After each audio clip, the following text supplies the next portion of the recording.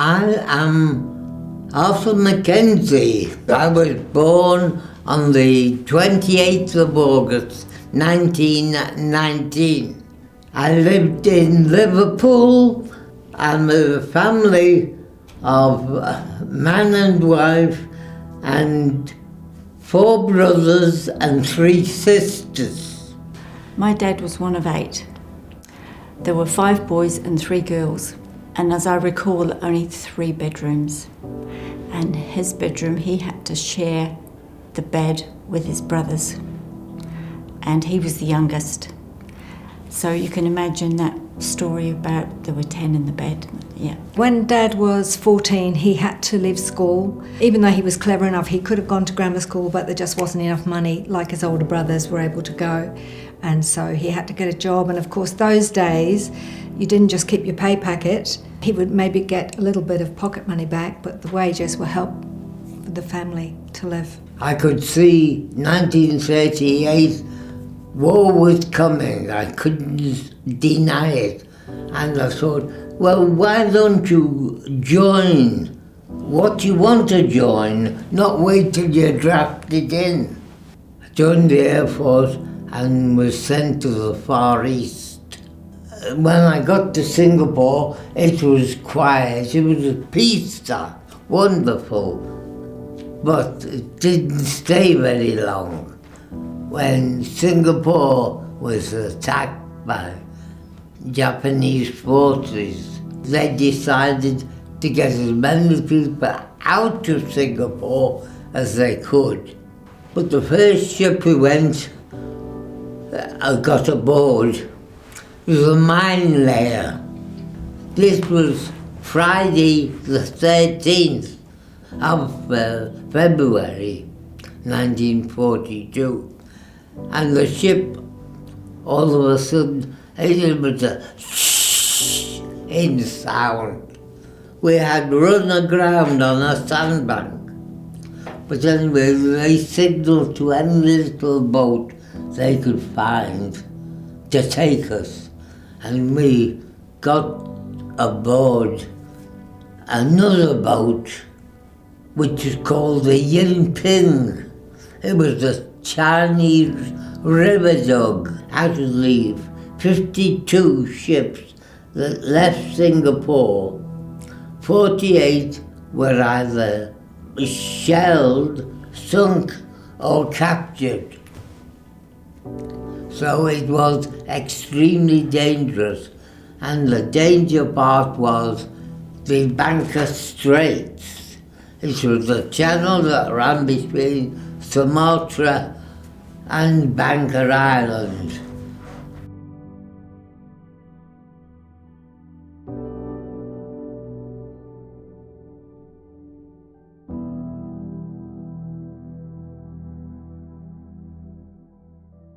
And it was now Sunday evening. You could see it, and in the distance there were 3 vessels approaching. But these 3 ships shone a searchlight on us. And then shortly afterwards, the searchlight came on again, followed by a loud noise. They began shelling us. The first shell went over the ship.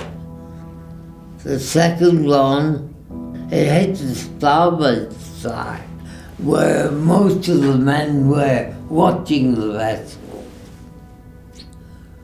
I'm afraid it just wiped the lot out. Then the third ship set us on fire. And then the fourth went below the decks, and that was it. The ship was sinking. When he was on the boat, on the Yinping, shortly before it was shelled, I remember him saying that he was standing by the railing at one side and he felt suddenly that it was unsafe to be there, and he moved around to the other side of the boat. And where he had been standing is where the shell hit, and certainly he would have been killed if that had been the case. to be in that moment, in that situation, on this tiny little tug, and experiencing gunfire from above, and then experiencing a cruiser and a destroyer sending fire at you. It must have been pretty terrifying for it to be hit so many times, and then obviously them being in the water. It was Sunday night, 15th of February, 1942, when the ship was going down. I heard someone, while they were in the water, shout, "Oh, don't go away, keep together, mates." But he sounded as if he was nervous. So I shouted back, "Keep talking and I'll swim over to you." I swam over to him and I found out he was the cook of the ship. He said, "Oh, we'll swim together." Dad was swimming in the water for quite a considerable amount of time with his mate, the cook.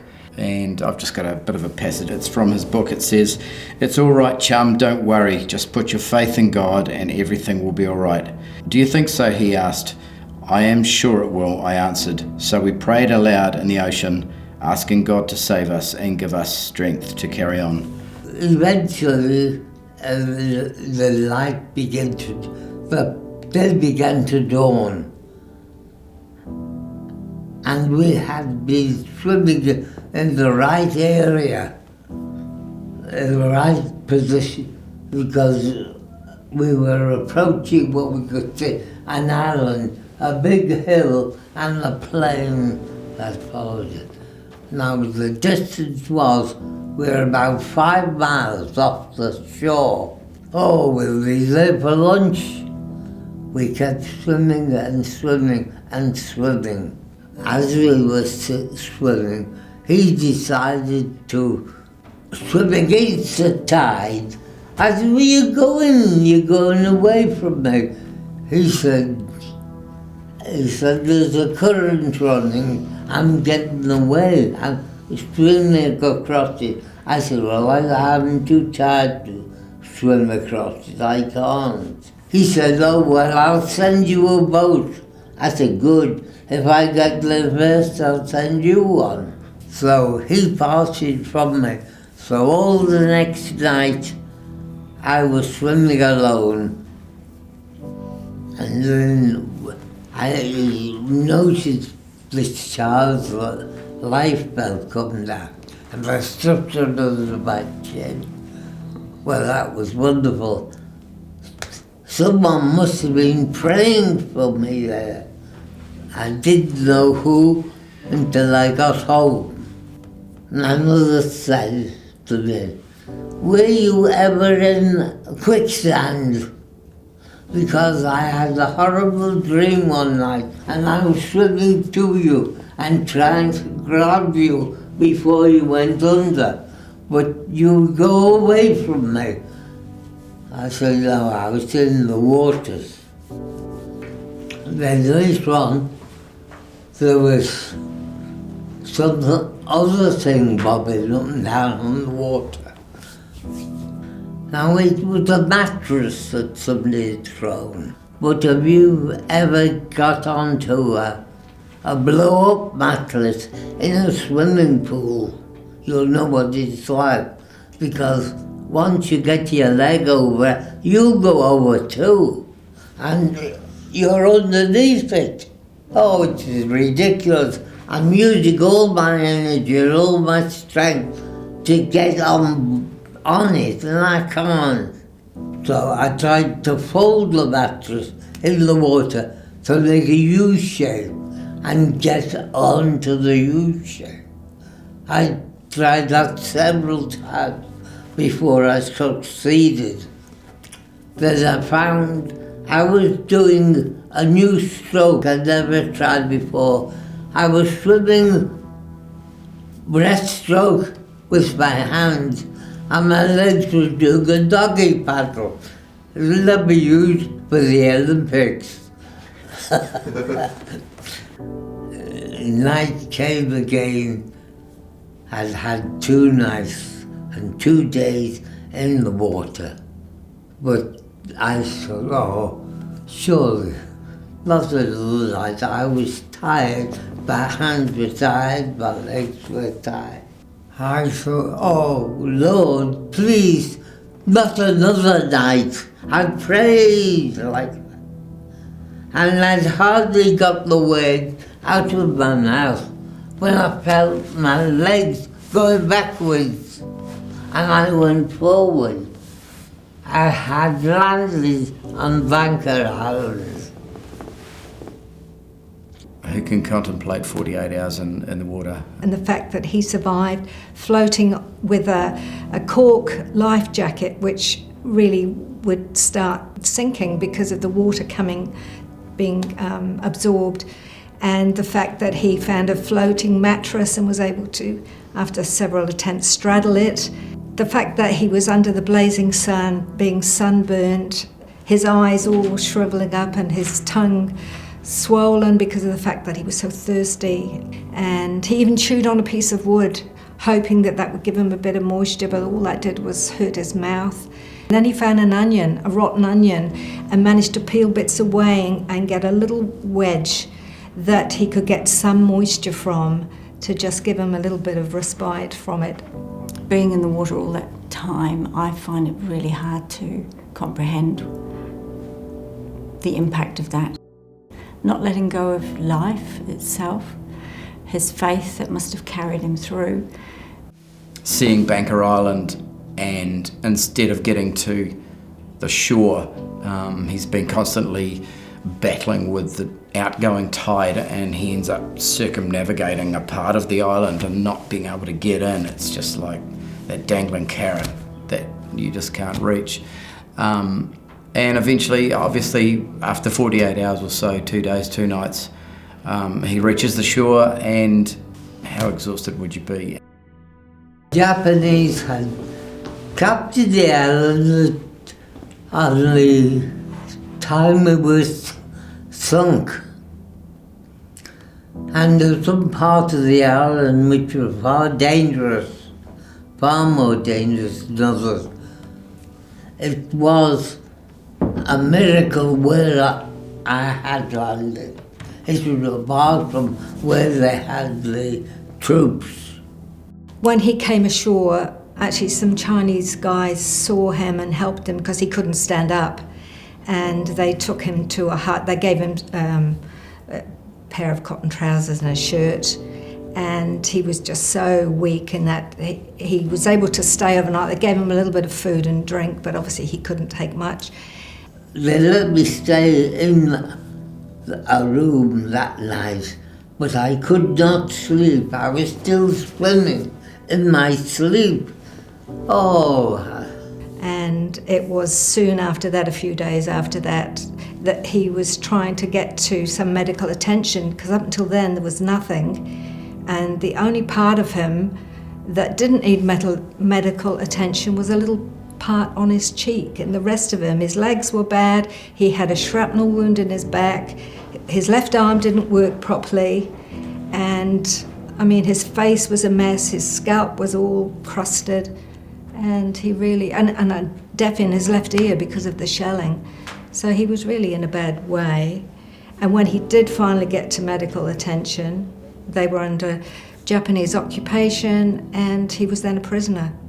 He was put in a temporary place and then into the camp at Muntok. That was only for a short time, a few weeks I think, before he was taken up the Musai River to Palembang. And he was there for, I'm not sure, but again I think it was only a period of weeks before it was decided that they would be taken to Japan. And in the interim they were moved to Changi in Singapore, and then on to Taiwan, where they were working in a stone quarry loading railway wagons with stones, and then on to Japan. So it would have been a period of months before he finally reached Japan, and there he was working in a shipyard in Yokohama, doing various tasks there for most of the war, and just in the last few months he was moved up to Sendai. It would have been 3.5 years from the moment he was captured until he was liberated at the end of the war. and then he was in and out of hospital for the best part of a year following that. I think he was like 6.5 stone at the end of the war. Yeah.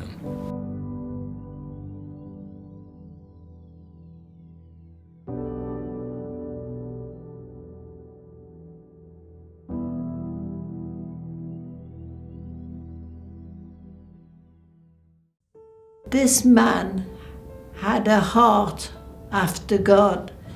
God looks at the heart, he says, and he saw this was a faithful, honest man, and because of that, he wanted to keep him alive, and that eventually brings me into the picture. I was only 15. And his sister brings the picture home of his brother Arthur, who had been made a prisoner of war. And we put it on the mantelpiece above the fireplace. And that night we had a really bad air raid, and the photo frame fell in the earth and smashed. I stole that picture. Don't ask me why I was doing this. Nobody was about the next morning. I picked up the picture, looked all around, ran down to my bedroom and shoved it under my pillow. If Mother makes the bed, she'll find it. Mum, I'm 15 now, I shall make the bed every morning. She won't find it then. Now, why would anybody want to do such things? It took me a long time to find out that I was the one God was using to keep him alive in the prison camp. I'd never met him. I'd never known of him. I had to look after this photograph and tell it every night, it's going to be back to normal when you come back, because it'll be all over and it'll be nice again. Good night, and I'd shove it back. I did it for 4 years before I met him. Worked that one out. This is the original picture. I picked up off the floor in the hearth and kept it. Everyone thought it had gone in the fire, and I wasn't going to tell them I had it.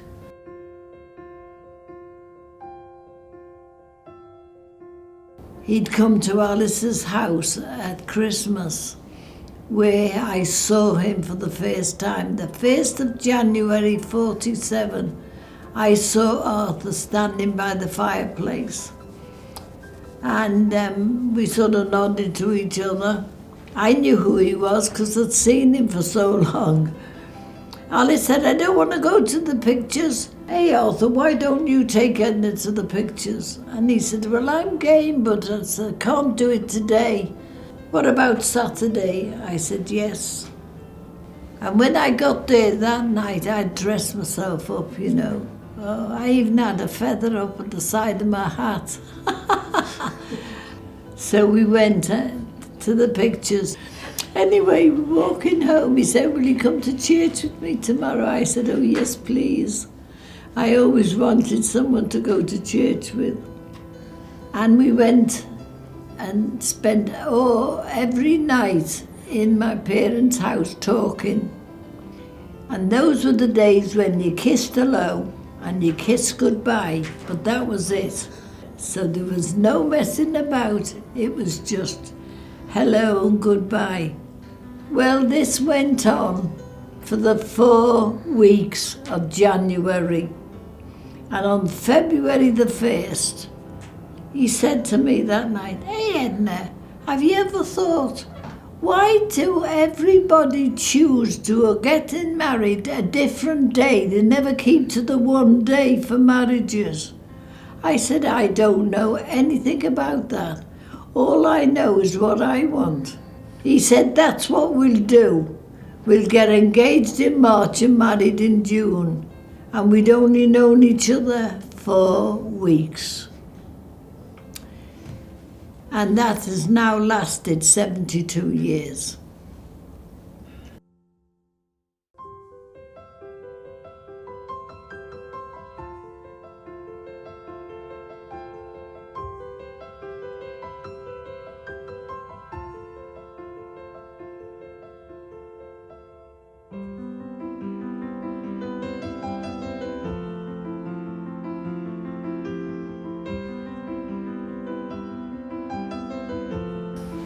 that's the way he is. He loves his Lord, and he loves his wife, and he loves his children. It's lovely to see how much after all this time they still love each other and sit in church holding hands. In fact, they probably fall asleep holding hands. But And for all of what he's been through and the calibre of the man that he is as a result of that, with his faith in God, I'm in awe of him. And for me, he'll always be my hero. Both of them have given me a godly heritage, and all of us kids. And it's just wonderful to see it going from one generation to the next to the next. And it's wonderful to see my own kids walking with the Lord, willing to serve him in whatever way. Dad is a small man in stature, but he's a very big man, and he's got incredibly big shoes to fill. We, as his kids, are his legacy, his grandkids, his great-grandkids. I'm so proud to be his son, and if I can be half the man that he is, it'll be awesome. If God can do that for two silly kids like we were, he can do it for anyone if you give him the opportunity. Everybody has troubles at times. Put them away. Just look on the bright side.